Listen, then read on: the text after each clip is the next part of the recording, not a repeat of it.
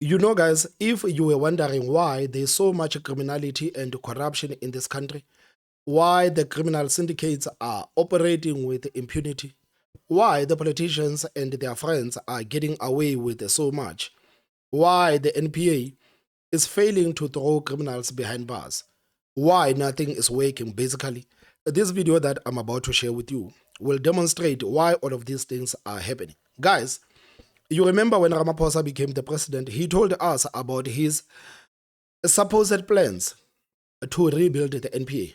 Ramaphosa told us that he is going to hire Shamila Batohi. This advocate comes from the overseas. She is going to be the head of the NPA.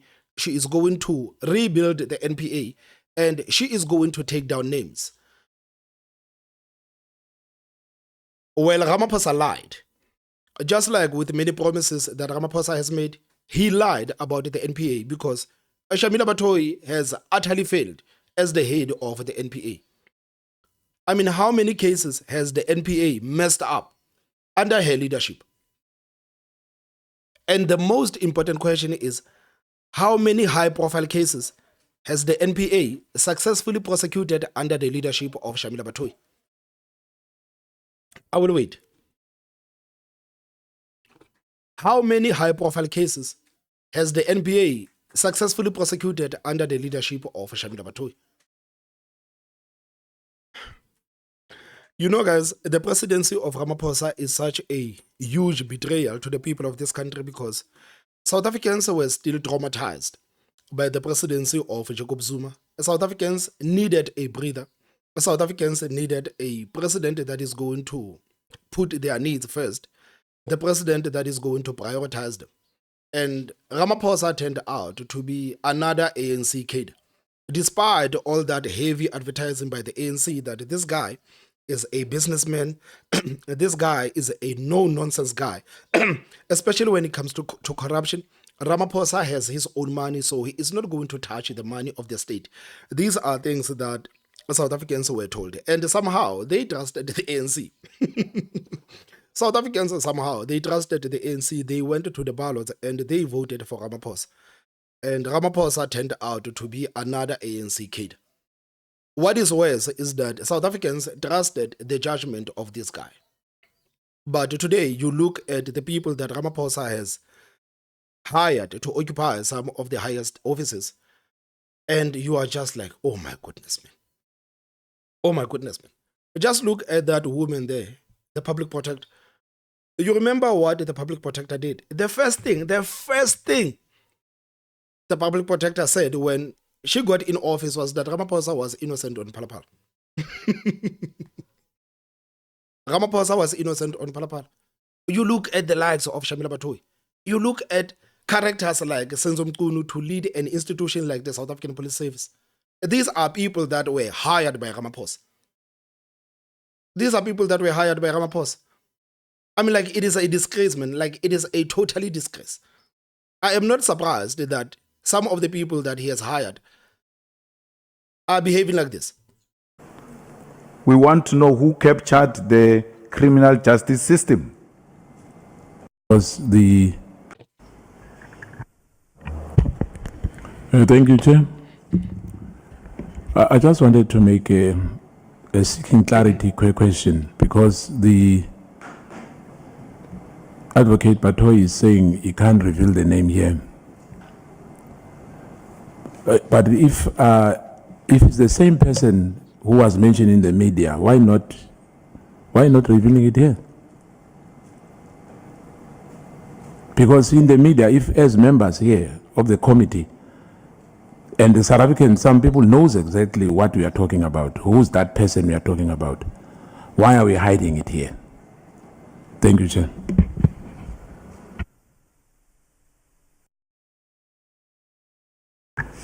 Advocate. Chair, I will not want to hide anything from this committee. I regard it as a very important committee. But I do want to be responsible at the same time. I'm not sure who the person is that the honorable member is referring to. But even if the name is given to me now, I'm not going to make a comment about whether it is or isn't. It's not fair on the process. It's not fair on the person concerned. And this might not, it might turn out not to be true. We may not be able to verify this information. And then it destroys people's reputations and lives.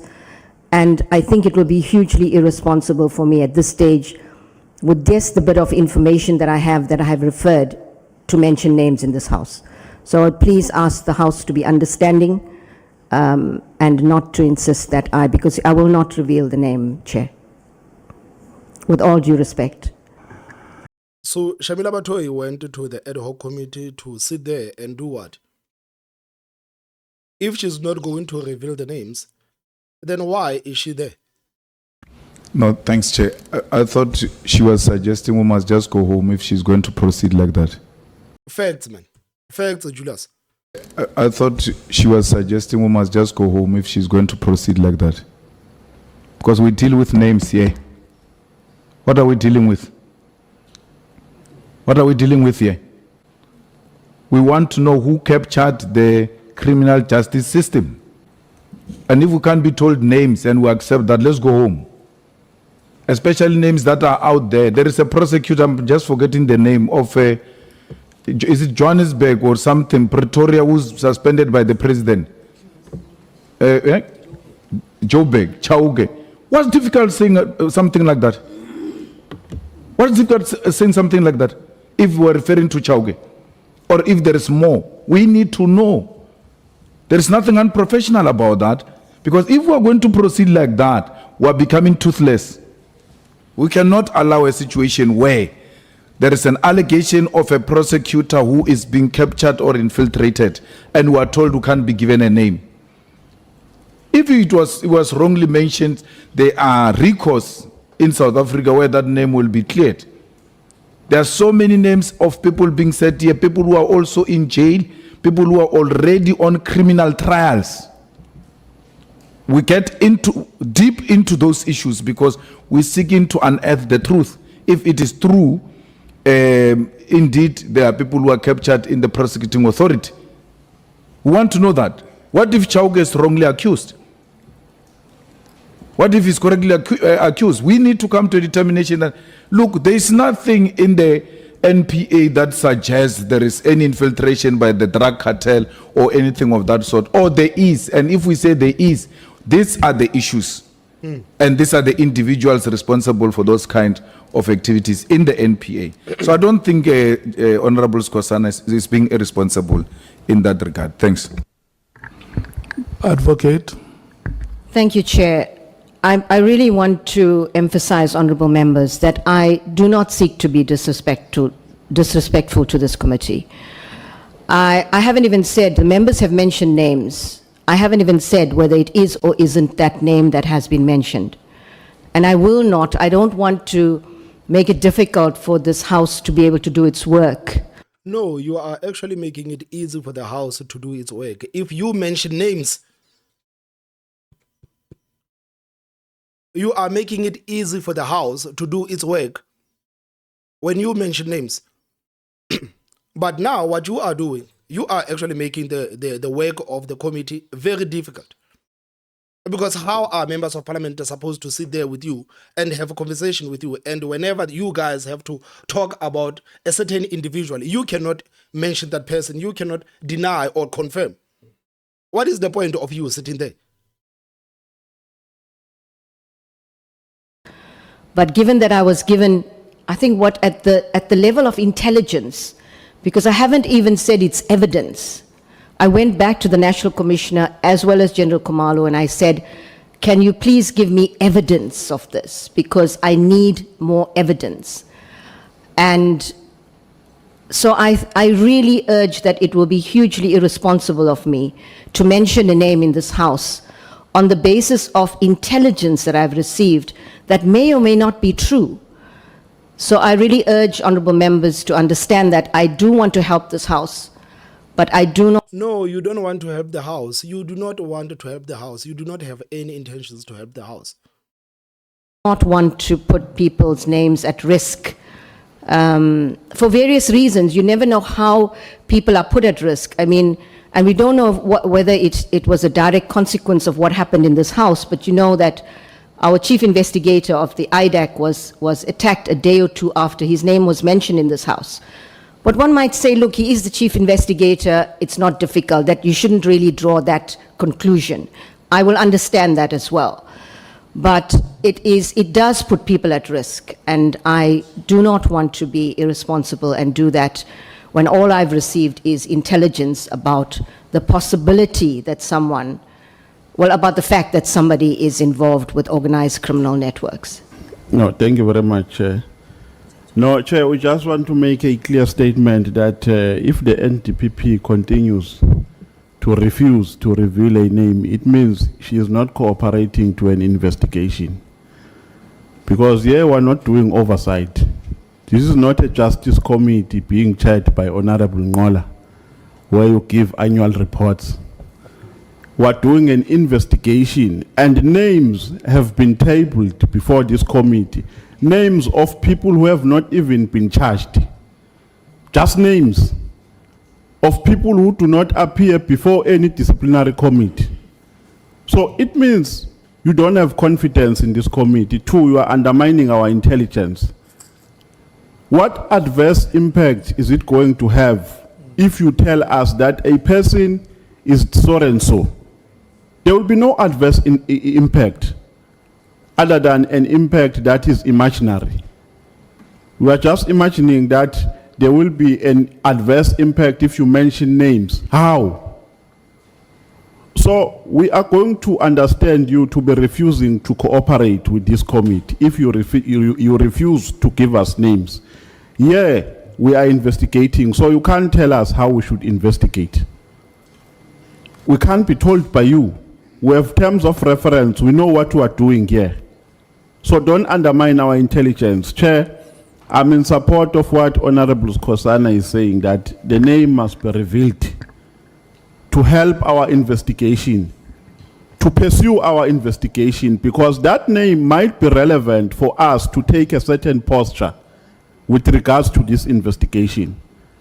So you are refusing to give more insight about issues which are affecting our justice system if you refuse to give us a name.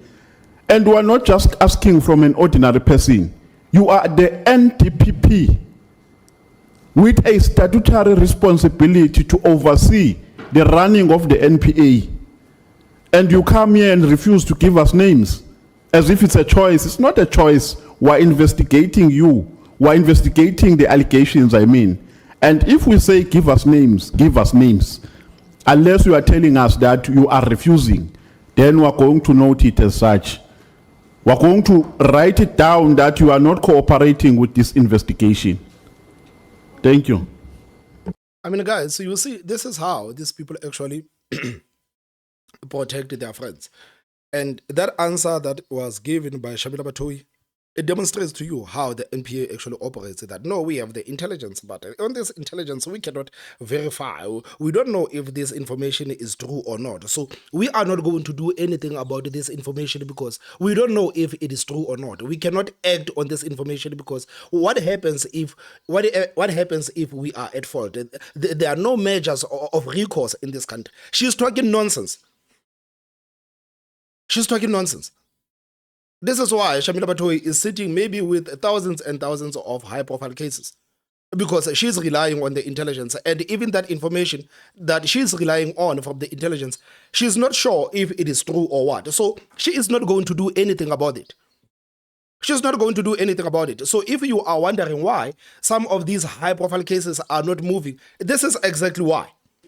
Because the head of the NPA is looking at the information and she's doubting herself that no, we cannot act on this information that was given to us by the intelligence. We don't even trust the intelligence. We are not going to act on this information because we don't know if it is true or what. So let's let it be. Let's let it be. Honorable Malema.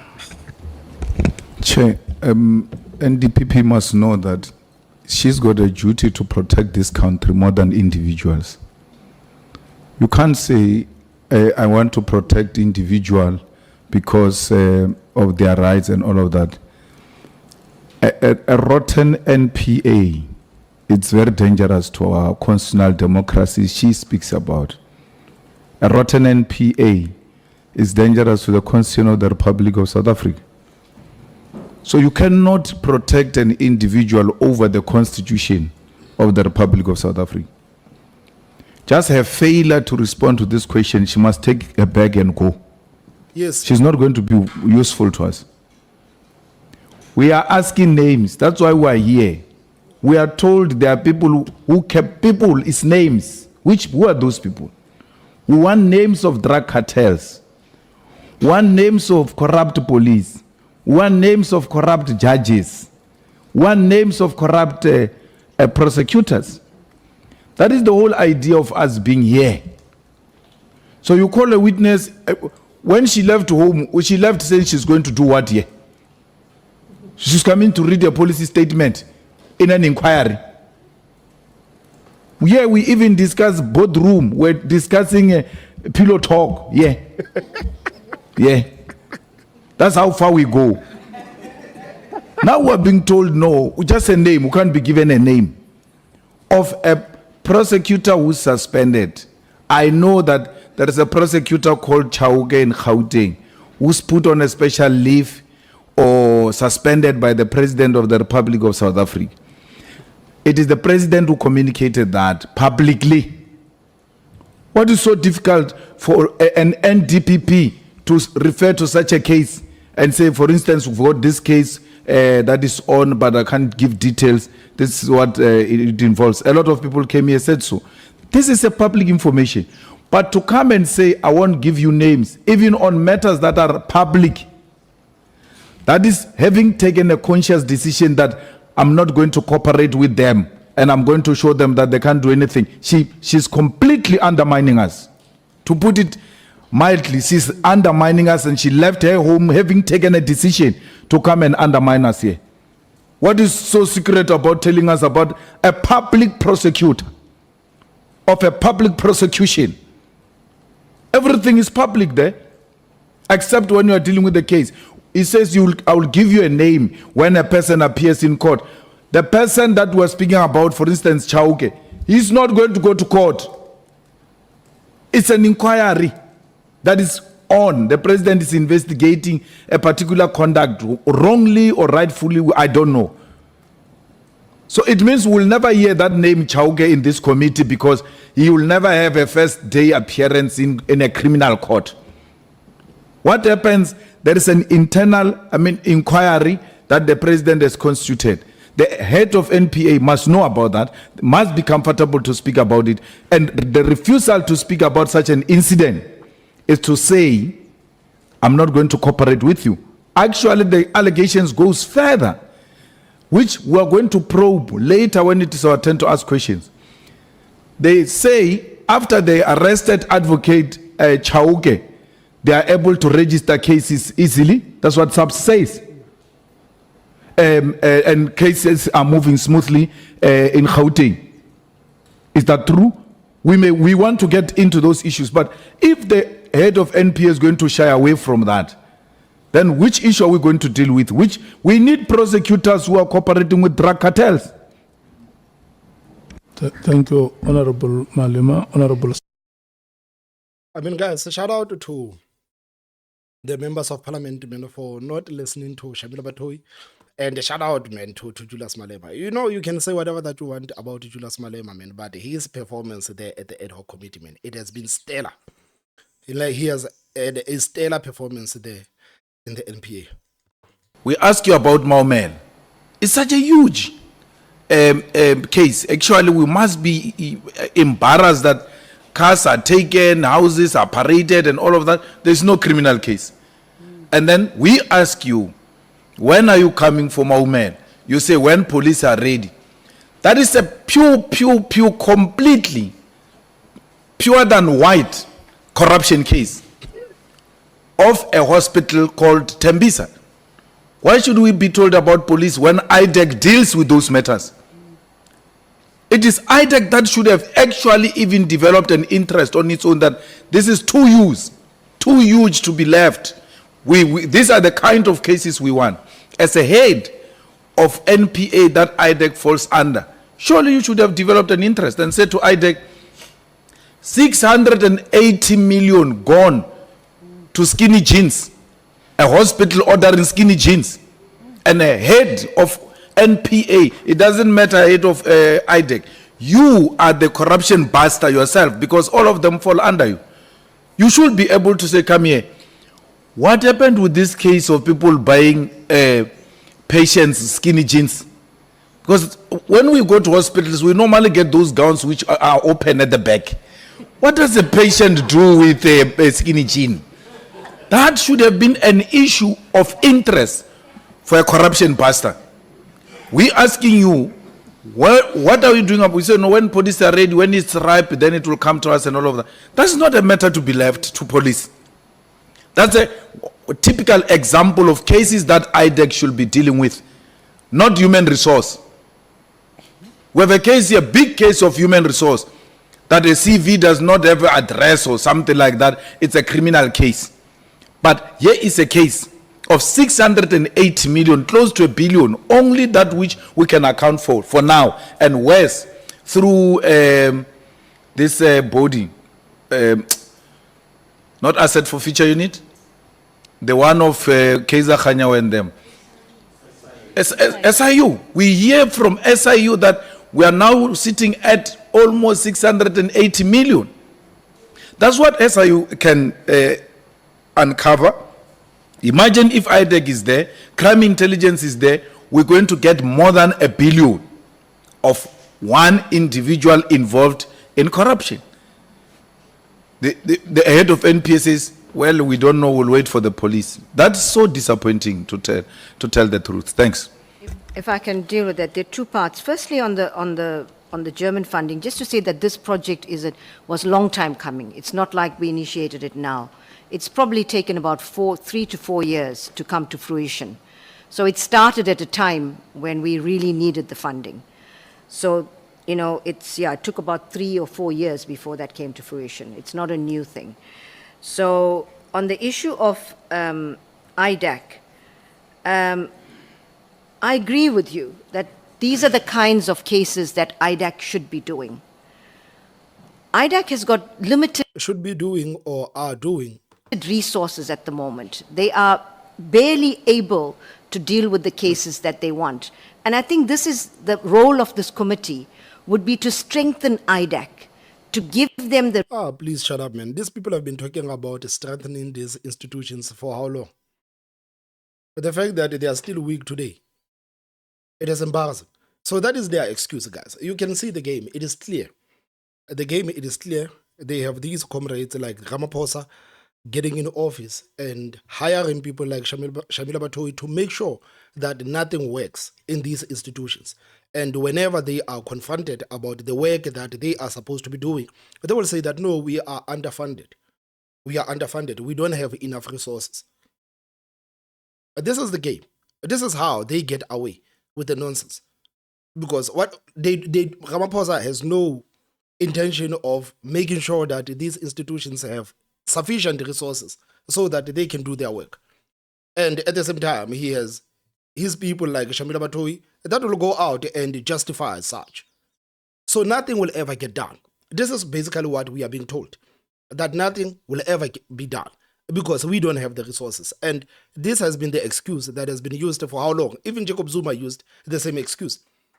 They used the same excuse that, no, we don't have enough resources. Whenever that these people are confronted with the corruption, no, we don't have the resources. Our institution do not have the resources. This is how they get away with it. And it is infuriating, man. It is infuriating. It is infuriating. Guys, what are your thoughts, man? What are your thoughts? Please tell me what you think in the comment section. Don't forget to hit that like button. And the most important part is subscribe. My name is Thomas Mabaso. I will see you next time. Bye-bye.